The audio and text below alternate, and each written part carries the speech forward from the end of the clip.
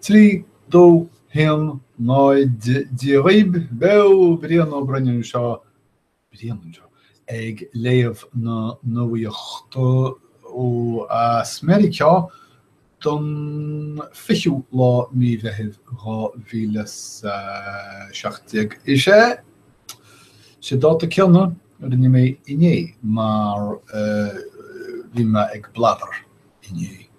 Ag bladraid? Bhí me bladraid inné.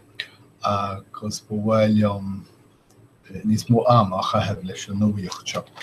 Well, Flémar Jeremy Corbyn agus an deisiil raibh Muslimí Sasanna, cultúr na Cuinolinte I London, na Bagartsaí atá na Rússia déanana na Stáit Untaithe sa Tíre,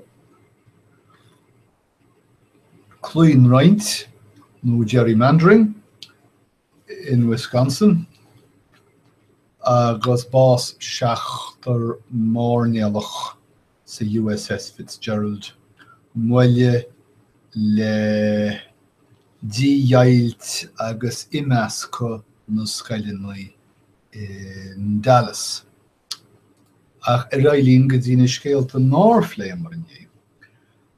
Mar is eoldíobh ó mhara nuacht Hanna, bhí losca sléomha ó ra dheol tá focail níos fearr agam ar losca sléomha ach ní rachaí mé á lorachas. Rachaí, mar muna dhéanaí mé na sé.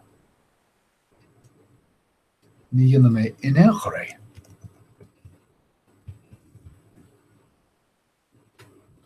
Falscaí.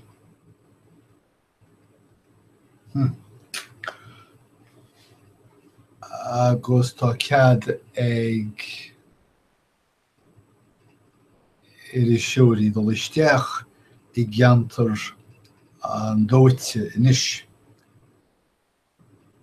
Áit a bhaca siad feithiclí luisce, críinte, dóite, cóirí, bóthar, leáite, timpeall tíreach scriste ag an falscaí seo, a bharaí ceatar agus tríoid chuid Jacob agus iad ag éalú ina gáis.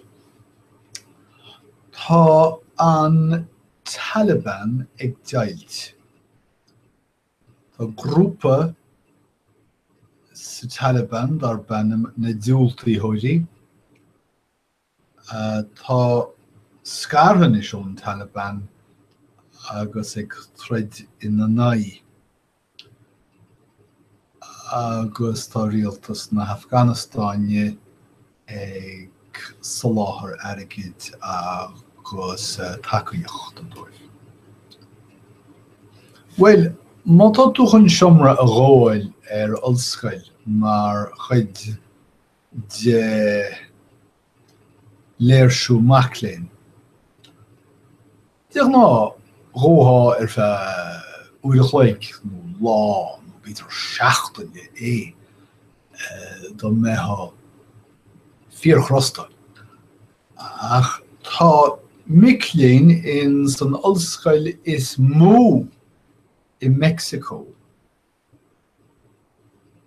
is shelliv hala lechta san ollscoil sin ón bhliain rá mhíle I le. Now sin dícas. Mar sé dícas an focail tá weim agus ní dóilm gur bé dígris. Sin dígrasóirí achas dílsóirí by that.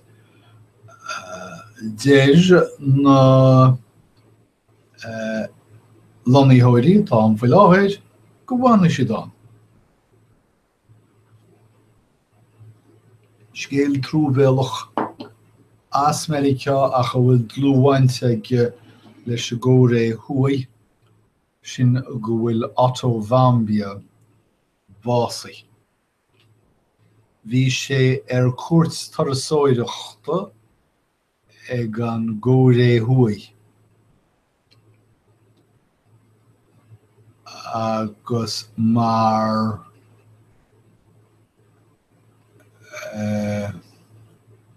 chomhartha is dócha, nó teachtareacht, de chuid an rialtas Galway agus ag fágáil na tíre riamh thug leile tá testa bhfuil mar seo. Híl me go raibh sé agam agus bhí sé agam tábhún. Scaoileadh saor an créatúir tar éis bhliain go léinn ó 2 bhliain príosúnachta agus tábhún agus buléir Norvéidir dó téarnamh. Fuair sé bás in ospidéal Meiriceánach le déanaíné sílim. Tá cuairt uachtarach na Stáit Aontaithe ag plé trádáirceannaí maslacha agus hiagfaí chéim fáil. Suíocha bliain nó hain ní chaireach aine táirge siúl fáil díal faoin anam fuckyou.com nó lickyourtitties.com nó rud a cint ach tá an saoil athraíos cuimse idir a dálín agus níl ráchart tháirgí suife nó gréasta mar iad agus más caint rána is cainte nó más caint waslacha is cainte agus mar is óil de chách tá cosint faoi bhunreacht Meiriceá hirsche cainte agus dá réir sin déir chuairteochttarach na Stáit Aontaithe nach bhfuil cead ag rialtas na Stáit Aontaithe diúltú do sráidmharcannaí maslacha. Tá sin na Chóiré Nuacht faoi láthir óíomh infrastruchtúirte agus tá Penn Station gáid sa lína lámhaigh. Tá deisiúcháin mhóra na bocain an sin agus dá réir sin tá a caint faoi choranna bhealaí agus málartaí slí agus timpeall bit an Tranglan is Penn Station an.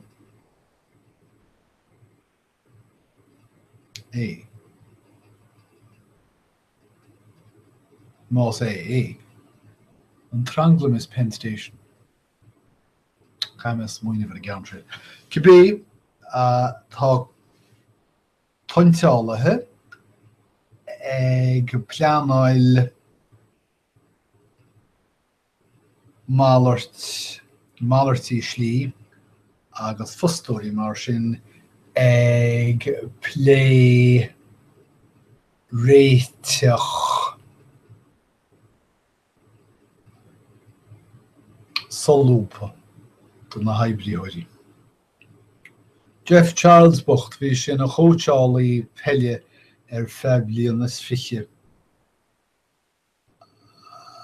Ach sa déire fór duine den himleoirí agus sé bliain na 10 bás agus ó hinine lé braithin Jeff Charles scartha dealathe ón sport. Tá leis is rud cuifiach dónis an sport.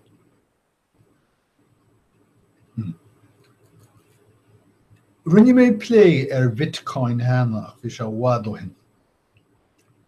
Feic tírenis gyadra fírúil nua I teacht an bhód, sé tá iomaíthóir anchasach nua ag Bitcoin agus sin Ether. Tá luach Ether áirithe 4,000 go léi Phortaingéil ó hús na bliana agus is bhagartí seo cheannas Bitcoin a deir daoine. Tá cruinniú molaí tech siúl sa teach bán tá ceannarí Silicon Valley tar éis bhuala leis an uachtarán chun heic teicneolaíocht an rialtais a úsráidú. Well, tá tráchtan seo gléas a dhear dochtúirí míleiteacha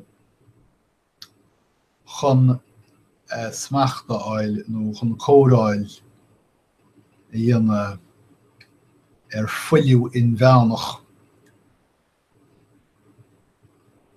agus mar ceart an gléas seo chuirt do síbhialtaí freisin níl is agam tá eile faoi. Well, níl is agam cén dobrón a bhí Diana Krall ach tá lúcháid inis tá sí saoirthe dar léiche ón dúlagar leis an album nua Turn Up the Quiet. Turn Up the Quiet, nuair smaoine mé ar chud deas tá an titil. An stáitse tá dráma siúldar benamú Ghost Light dionan teach siúl de hétar in bhhamhreach agus pisisiúgaí stáitse agus deascnátha stáitse mar ábhraige. So sin iad na scéaltam bheaga na chun móra ará ach scéalta bheaga don láinneamh snídna cíine ag bun an lehannaí. Focail nua phléimar an neamh falscaí Lord mé ceann eile ar riomhar in istíreachach ní chuimhneam céir bhéh. Lábháltas fan tú lábháltas aige dóghaine béidir ach tá lábháltas béidir ag bara mital cé fad agus is féidir a lúba. Rithe cogaí úsáid an tú sin chun doras a bhreise síos. Omlaid sin sort málartú nó bogar do bháin go rodile omlaid a thugtar baile beag pictúrtha cheach an focail sin a bheith. Omlaisc déanaan mucha é sin sa lábach. Man lachan tú le héanrod, bhí neamh oling tú gháin agat dó. Díseal. Má tá a seo iródas agat bíon díseal agat is dócha. Má thar anchasach tá sé ag súil le leanmh. Ní beag sin a deir duine. Déanaí sin. Gárad ó chuirt chun réití. Tarmligean. Tá an tuachtarán ag tarmligint cúchta. Omlot. Déanaan páiste omlot. Má tá sé dánam. So sin idir scéalta móra. Súil agam gur bháin sibh taine bhastú agus go mbeidh muidir cainte arís ar bhfad idir an dálín guím ra dé aribh. Go gúdaí díos siú slán.